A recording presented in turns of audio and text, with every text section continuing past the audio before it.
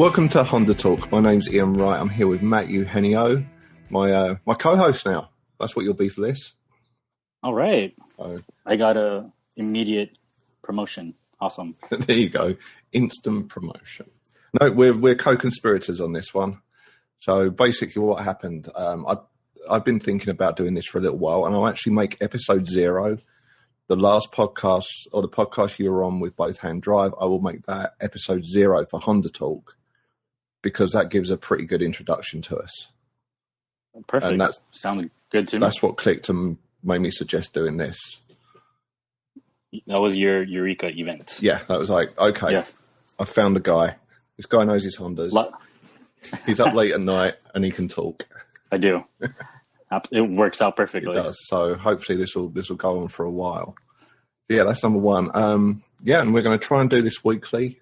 I don't think I'm going to give an actual schedule for recording because I'm so busy that it could be, if we record on Wednesdays, it could be Thursday or Friday. Works release. For me. We'll get it as quick as possible. You just need to make sure we talk about Hondas. I need to get my weekly Honda fix every week. So. Right.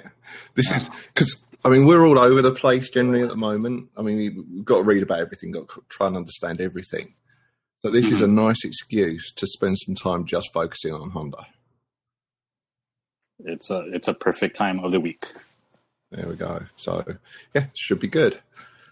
So we're going to try. We've got ourselves a little format, pretty standard. So we'll start off with the news. There's not a huge amount of news at the moment. We've had this year. We've had the new generation of the Civic. Mm-hmm. We've had the new generation of the Odyssey. What else has happened? CR-V is now turbocharged with the 1.5 liter from the Civic. So yeah, a lot of new models. A lot of new models this year, and Honda's going strong, and will continue for some time. A lot of turbocharging going on. Yep, it's becoming the standard now, isn't it? Yes, they finally caught up to their competitors. Do you think caught up is the word? Because that 2 liter, the 2 liter VTEC and the V6, that V6 was around forever, and it was because it was a really good V6. It has been. It's a really good V6, but I'd want to say for, let's say, 3-4 years now, like Ford has been going smaller displacement and turbocharging for some time and ditching like bigger V6s, while Honda has kind of held on to the V6, but have finally started turbocharging and going smaller displacement and 4 cylinders. Mm. Yeah, it's kind of interesting. It's good. And that's no different with the 2018 Honda Accord. That was the last. Was that the last Honda announcement? I think it was. Was there a fit afterwards? The fit news that we heard about is basically the mid-model refresh for the 3rd generation fit. So it got, as standard, front and rear revised fascias, and they re-added back the sport trim. Oh, yes. Because before it was LX and then EX, EXL. So now it goes LX, Sport, EX, now EXL. Yeah. So we spoke about the fit before. Yes. I've not really had a chance to drive one. It's a little right, the fit. You think like it's just a little tiny economy car, but it's built quite well. It can handle really well. It's very tossable around the corners. Mm. It's not gonna push you back like in an Accord V6 or anything, but it'll do its job, puttering around town and whatnot. Yep. Yeah, I'm gonna have to find a way into one soon. I think it's one of those cars that what's his name? Motoring Podcast, Alan, I think he is. Alan loves a Honda Fit. I think he's had like 3 or 4 in a row. Yeah, and I had the second generation Fit, the GE generation, but it was automatic. So, oh, that's right. Right, yeah, made a mistake there. Oh, if you're in traffic, it it was still a great daily driver for the 3 years I had it. Yeah, awesome. Right. So yeah, the 2018, and I think we were just briefly talking before we started recording. The 2018 Honda Accord looks like it's going to be an important car. It will be, well, definitely for Honda, for sure. It's one of their flagship model, as we all know, and it's been Car and Driver's 10 best for years and years, and tops the list. It's been a 10 best more than any other model. So, Honda will continue focusing on improving the Accord every generation, and this one looks very impressive. It really does. I mean, I did the write-up for Honda Tech on it, and I thoroughly enjoyed myself because I got to go and watch the video all the way through the unveiling, taking notes and kind of getting to know it from a distance. They've kept the manual transmission option, which was, and I think even mentioned in the announcement video when they unveiled it. They even said like, we're keeping the enthusiast in mind. And I think I can speak for both of us. We love that. Yeah, because it just goes to show that Honda are listening to the enthusiasts. And as enthusiasts, we want a third pedal and a standard shift lever where we could do everything ourselves. Yeah, and they're the manual option comes with the sports trim.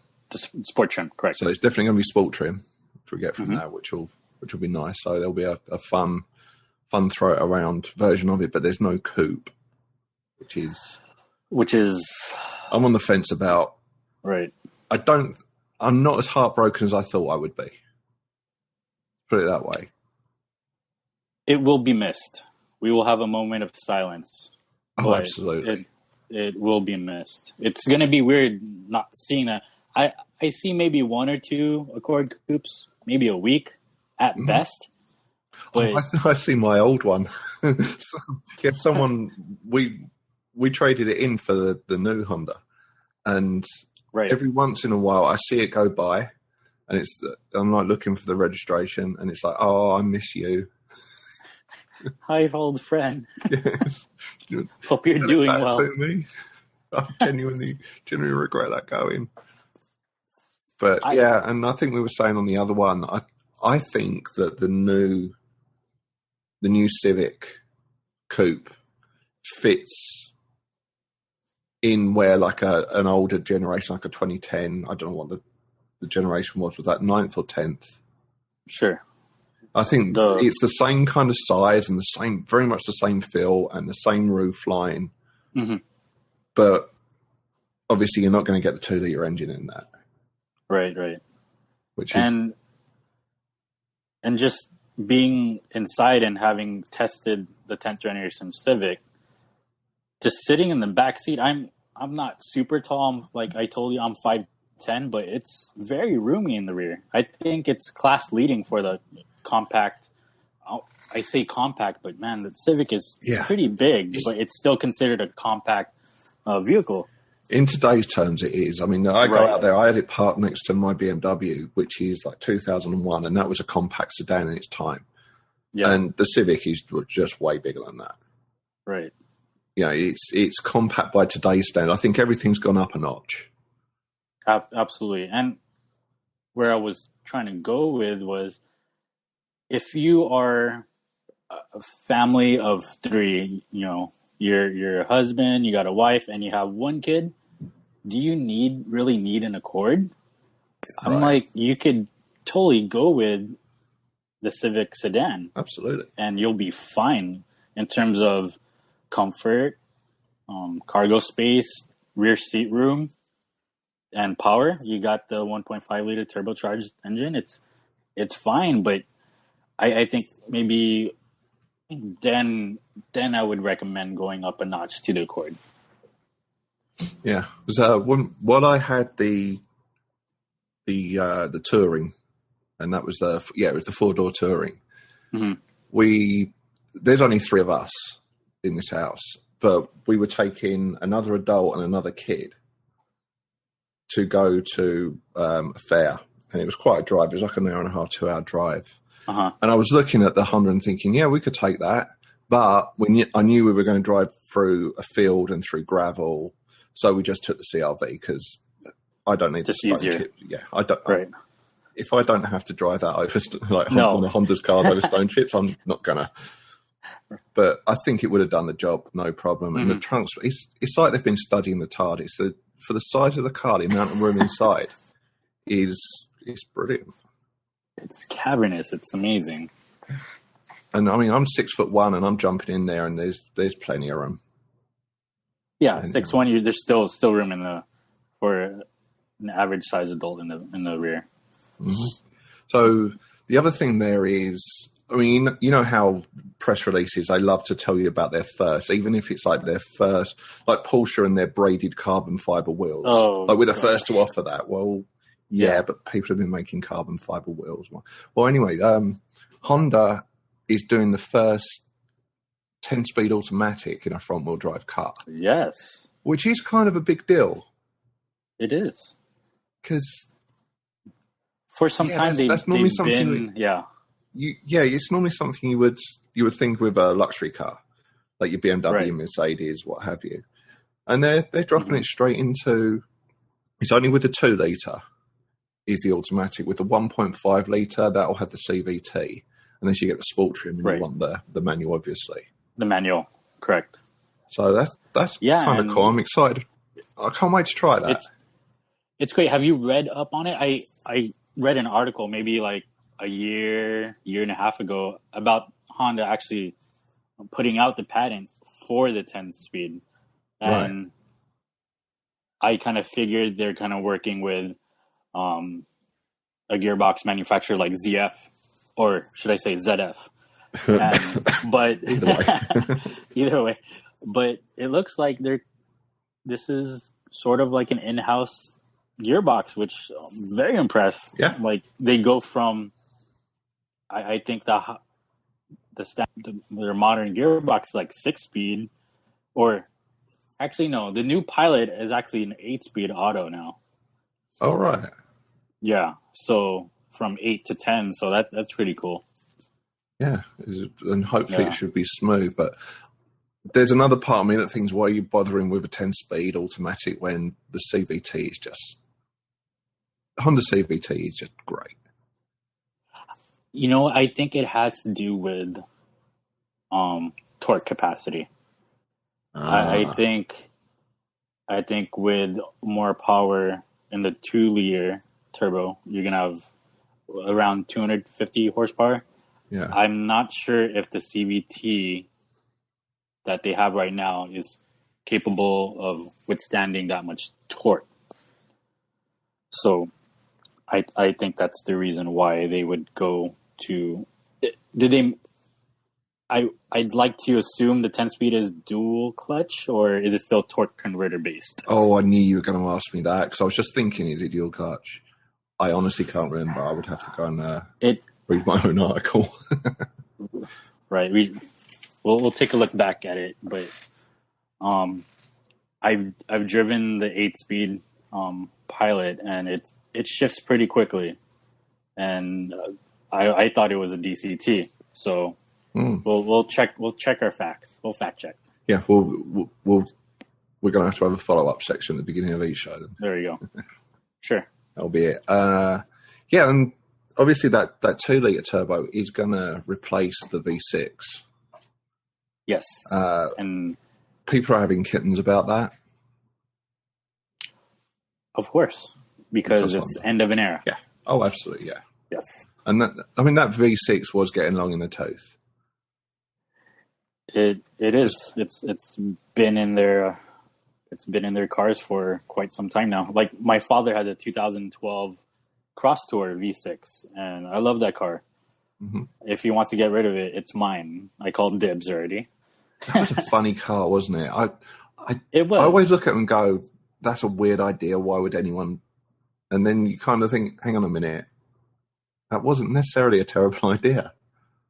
It wasn't, because me growing up in the 90s, I remember the 5th generation and the third generation Accord had wagon models. So I always liked Accord wagon. So the Cross Tour is basically an Accord wagon lifted up or Outback. Yeah. So yeah, it's ugly. It's not gorgeous to look at, but it's functional. You know, so yeah, and that's exactly what they were aiming for, wasn't it? Right. But it looks like the 2-liter turbo is going to deliver its torque earlier than the V6. So it'll be like you'll probably notice it a lot more around town. I think probably starting at you'll get full torque around 2,500 something like that RPM. Yeah, and it's turbocharged Accord. Right. When was the last time? and you know those tunes are going to come for it early. Like the aftermarket is going to be. Absolutely. And this is actually a detuned version of the Civic Type R's K20. Yeah, I was trying to figure out how detuned. I mean, when people say detuned, it's not like ECU. Like they're making. I think they're making the engine with different components. Probably not strong. I need to go back into it, but probably lower boost pressure. Mm-hmm. At the bare minimum, just decrease boost pressure. I don't know how different the internals are. Probably different cams, different pistons. There's a variety of things you can do to just get the power down from the 300 to the 250. Well, and the good news is that people are going to write off their Type Rs, and it's probably going to be a straight swap. Like, without a doubt. Mm-hmm. You know how Honda swaps go. As soon as you see someone crash a cart, they're like, part out. Yep. Got dips on your engine. I'll take that engine, that ECU. Thank you very much. Right. Yep. And then got cash in hand. Yeah. I mean, and sleeper Accords, particularly when there's no coupe, a sleeper Accord. How much fun would that be? I mean, what's the Type R putting out? Is it 350? About 306. Oh, 306. But some have dynoed it, and it's Honda's kind of hiding their actual figures, which everyone does it. BMW does it. Volkswagen. BMW love it. Yeah, they do. We're not making that much. No. But I mean, I mean, you drop a now a 300 brake engine into an Accord, and then you've got what people are going to be doing with Civics. I mean, I dare say 40 to 50 horsepower out of a Civic isn't going to be out on top of a Type R. Probably isn't going to be that difficult. No. And absolutely, and not. 400 is probably not going to be abnormal for people tuning them. No, it's definitely attainable. If you could put that into a Honda Accord, you've got a proper sleeper. You do. I wouldn't even touch the exterior. I'd leave it bone stock, Type R motor. I'll be like, "Hello, Mustang GT, wanna play?" Yep. Let's go. That'll be awesome. They're also doing a hybrid version, which is awesome because, long story short, I don't think we're going to get electric how people think we're going to get electric. If we do, we're talking decades before everyone's driving electric. I think our real future, our foreseeable future, is very much hybrid. I think that's where it's going to be most exciting over the next 10 years at least. I have to agree with that. Yeah. It's going to be a long while till everyone has a Tesla. So right. We're eons away from that. Yeah, there's so much work to be done, and not just with the cars. It's with so we were talking about before, the infrastructure and all of that. But did you drive the 2017 Accord hybrid? I did not. Me neither. Although when I last spoke to Honda, what about the underrated Honda Accord Coupe hybrid? Mm-hmm. I went, yeah, I really want to drive that, but I didn't, and I feel like I should. Or I should have, and maybe I will soon. But the reviews of that weren't great. I mean, it was, from what I gather, it was like, good job, but it wasn't. It wasn't mind blowing, right? So hopefully, the 2018 they've had a year or maybe two with the Accord. Maybe the 2018 they'll come out of the gate. Yeah, we'll see. I do hope so. See what happens. Yeah. My favorite. There are two favorite parts I've got to the Accord. Three, actually. Beg your pardon. Okay. No, two. The A-pillars are thinner by 20%. That's quite a lot, considering... That is a lot. All we've been seeing over the past, 5, 6, 10 years even, is safety standards requiring... Massive A-pillars. Massive A-pillars because of rollovers that are a statistical negligence in reality. Statistically, if they're not negligible, they're nearly there. But we've been getting the thicker of... And for them to actually go and put in the engineering and figure out how to get them 20% thinner while still keeping the integrity and the strength, that's pretty impressive. And meeting the safety standards is pretty impressive. Yeah. And then my favorite bit, my absolute favorite thing about the 2018 that's made me fall in love with it before it's even out, they're putting in volume knobs. Yes. And they actually started that with they showed it in the new Fit, the 2018 Fit, because if you look at the 17, it has the audio display screen, no knob, and then the one they revealed probably 3 weeks ago has a little knob. And then I think the CR-V has a knob now too. So like we mentioned before, Honda are listening to us. Taking them a while, but they are. Take them out, but they're there. They're there. So it's become my bugbear.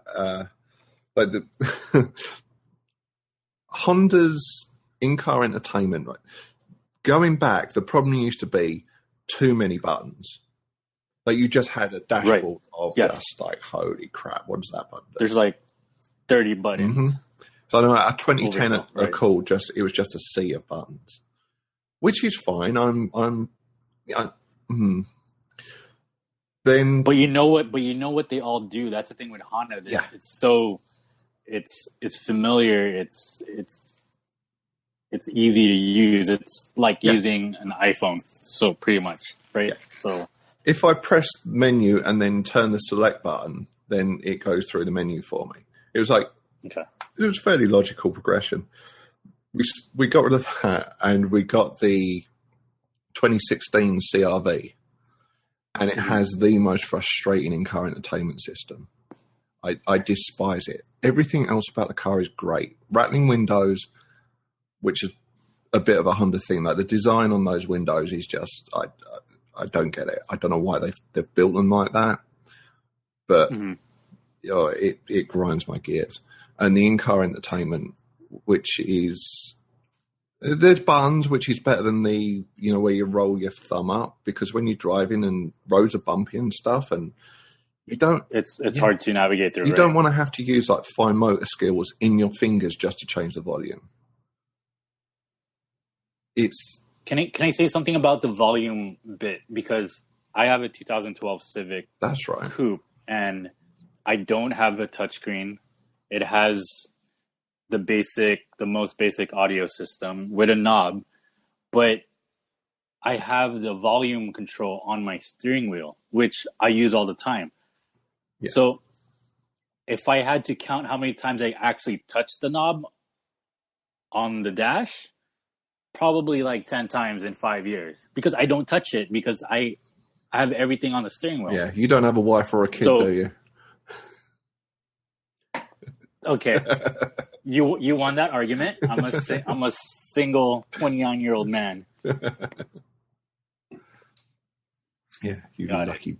Yeah, but no, I fully get your point. I don't know. When I think about it, I used to use the volume knob a lot more than you think. and I can't quite explain it. I'm going to have to sit down and go back in my head and figure out because when I... we're so used to having a knob. Yeah, Since, I mean, yeah. Right. It's just the universal thing to... You have a knob to open doors. You have a knob for the stove, for the radio. It's just something that's always been there. It's one of life's greatest things, a knob It to twiddle. is. I want to know the guy who made the knob. Yeah. As culturally important as the wheel. It is. Oh. Right. Shall we hit on some questions? Sure. Or have you got more? Have you got anything else to say on that? No, I think we hit everything. I guess we failed to mention the 2018 Accord will feature Honda sensing, the adaptive cruise control, lane departure warning. How do you get on with all that with the new ones? Adaptive cruise control is awesome. I love it. I've used it on other cars, and I'm glad the Accord will have it. Lane departure, I do have a bit of a gripe with that. If you're just a good driver, why do you need the car to warn you that you're going off your lane? Or maybe are you busy on your phone? Yeah, it's that assumption that kind of grinds a little bit, isn't it?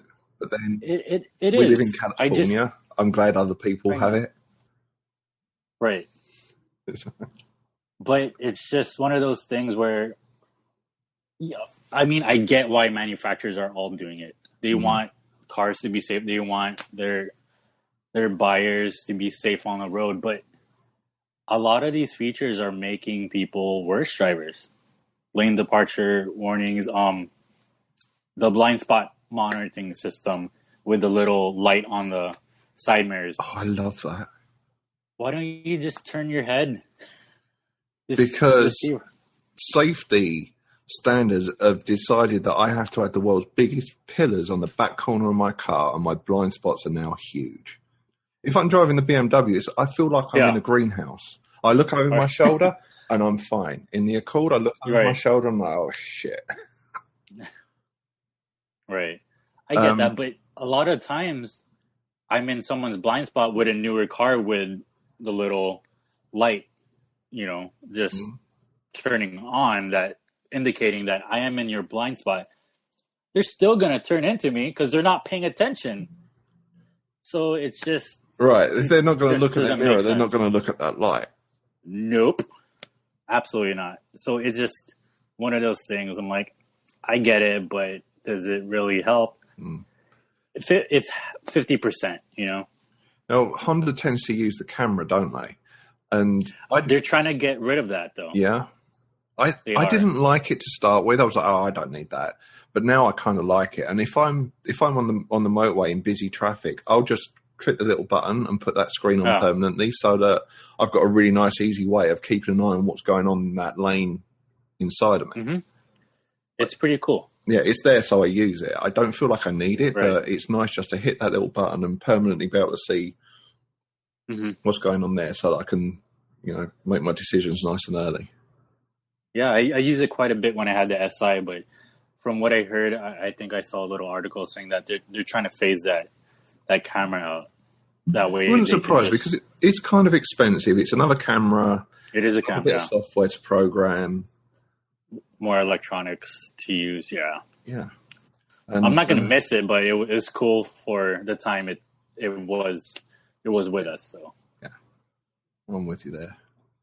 All right, so shall we move on and take some questions, some listener questions? Absolutely. The F12 of Maranello, so this guy's from Carthrall. So Matt, I ask you a question. What do you think of the original NSX? I think I should start by saying I have not driven the original NSX yet. Me neither. I do have a friend. He's currently stationed overseas. He's in Japan right now, but he's in the Navy, and he does have one. And he told me as soon as he comes back stateside, he's going to bring it down to LA, and I'll have a go. So I'm waiting for that. About what I think about it, it's a very important car, not just for Honda or Acura, but a very important car, supercar that really sparked a new age of supercars. Because once that came out, everyone else, they were scratching their heads like, how did Honda do this? Right. It's so good. Yeah. I'd say it was the original supercar adversary. Yes. It was the first of the ones that, as you said, made people go, wait, what? And it was the first, I mean, did the NSX come before the GTR? No. Well, but depends what generation GTR. Yeah, I mean, where do you say that the GTR really started? The R32 came out around the same time. Yeah. The R32, like 89, and just like the NSX, 89, 1990. So they came out around the same time. Obviously, the GTR was, right from the get-go, was a bit more motorsport focused with the all-wheel drive, the 6-cylinder, the RB 25, 26. So X came out, it was just a great car, everyday supercar. Yeah. And it had an all aluminum body, which was, I think, industry first at the time. And the suspension was actually developed with the help of the late Ayrton Senna, which one of my idols. So yeah, there's an episode of the Both Hand Drive podcast called Ayrton Senna's Loafers, because there's a wonderful video of him driving the NSX, and there's a camera down watching him heel toe his way through it, and he's wearing these amazing loafers. Proper 80s. It is, and I have some boat shoes that kind of resemble that, and I actually did the same thing. I pointed my phone down. Do not try this at home, our listeners, but I had my camera phone pointed at my feet, heel toeing in my boat shoes. So that was my homage to Mr. Senna. Yeah. The legend that was Senna. Yes. I was watching that Grand Prix when he went off, and that was just one of those moments. That's just one of those moments. It didn't look like it should have killed him. It really didn't. Yeah, that's always hard to watch. So we've got one more question from Mr. Red, who I believe is quite a Honda fan. And seems like it, yeah. He's got a paragraph here. So, Honda restored this man's... I'm going to read that again. Honda restored this man's N360, which was the first Honda car sold in America. Now companies are opening up restoration divisions, like Jaguar restoring old E-Types, and more recently, Mazda restoring old Japanese MX-5s. Do you think Honda should follow suit? And what model do you think they should offer to restore? Also, do you think it would cause them to manufacture parts for older cars? Because many old Honda parts are getting less and less available, especially through Honda itself. That's a really good question. It is. Because Honda really do like looking after their heritage, don't they? They do. Recently, if you follow, I think it's Tom Lynch, he's Honda's UK PR guy. They were recently trying to figure out which car they wanted next for their museum, their heritage museum. Right. And they had people getting involved, and they were voting and trying to figure out which car to go into the museum. And they, what was it? Right, I'm going to have to follow up and tell you what that was, what they went for. But yeah, and there is a Honda museum I believe it's in Torrance, Yes. It's not open to the public. We But have to get a special invite for that. yeah, and it's stock full of all kinds of good stuff. I know. I've seen the photos and I can. Right. Oh, Who do we have to bung some cash to get ourselves in there? we'll figure it out. We'll figure it out. Oh yeah, but yeah. So they definitely already do care about the heritage, and Jaguar doing the E-types. That's kind of like that's a logical because that's one of history's most important cars. Not one of its most important, but it is a milestone in cars, particularly European cars. And I'm not surprised Jaguar did that. Mazda restoring old MX-5s, like we're talking the first generation, aren't we? The pop-up headlights, the NA, yes. It's 1990 to 99. Yeah, and that's a mate. That's brilliant. Like, hats off to Mazda. I do like a bit of Mazda, but for Honda doing it, I don't know. What do you think? There's a lot to choose from, to be honest. I took a look at this question. I'm still pondering, but I kind of have a list. A lot of them are mainly in the 90s, sort of like the MX-5 Miata. It would probably be. I know we're just playing make believe here, but probably the Integra Type R. Ooh, yeah. Oh, there's a wonderful what's it called? Best Motoring. Yes. They're all on Amazon at the moment. Well, a lot are on Amazon at the moment, and there's a wonderful one, and it's I believe it was it was one of Honda's factory drivers, like this old guy. Yeah. He's sitting there and he's wearing a pair of leather loafers. It's in the 80s. Yeah. And he's talking about it. He's sitting in his chair and he's talking about the Integra Type R. And then they cut to him driving it around their test ring. Yeah. And he's got it right on the edge. He's going at it. Yeah. It's just like, holy crap. I think that's Gansan. He's like the older man. Yeah. Was it? I thought it. I don't think it was him. I'm going to have to go find Keiichi Tsuchiya? Keiichi Tsuchiya? I don't know. I think it was actually a factory driver. Maybe. But then again, it could have been because it was that kind of lunacy. Yeah. They're all really good drivers. And that's why I love watching them, because they're race car drivers / journalists that just, you put a camera on them and they drive 10-tenths, like no problem. And they're talking to each other. Yeah. You know, yelling at each other, like making jokes.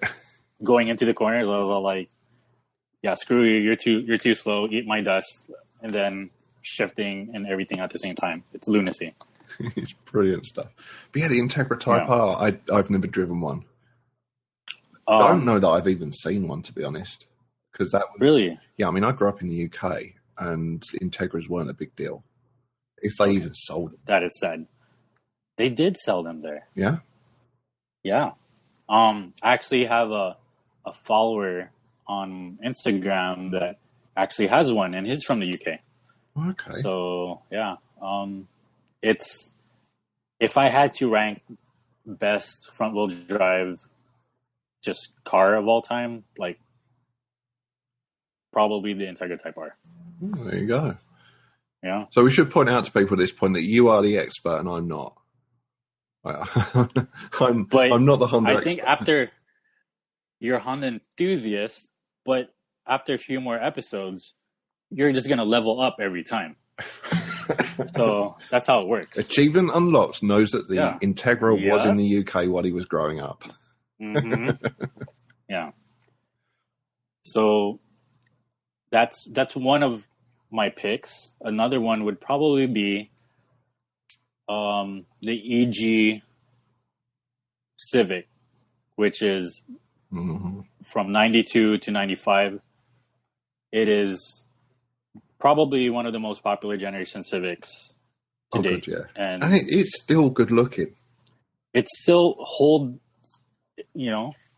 holds it down in 2017. Like, especially if it's not, totally riced out or just beat into death. If the paint's kept or if it's got good paint on it, been lowered just a little, and a subtle set of wheels on it, that car looks good. Yeah, it's perfect. Yeah, there's actually a guy across the street from me.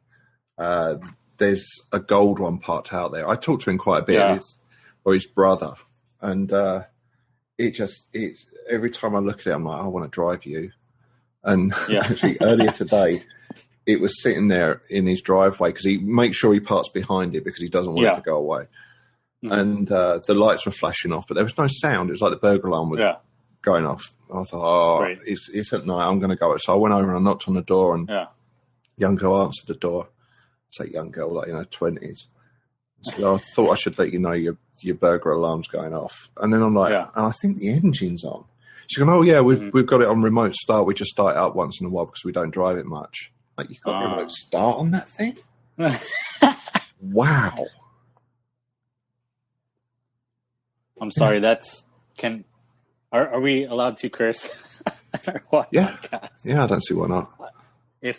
If you have remote start on your EG Civic hatch, that's fuck you money.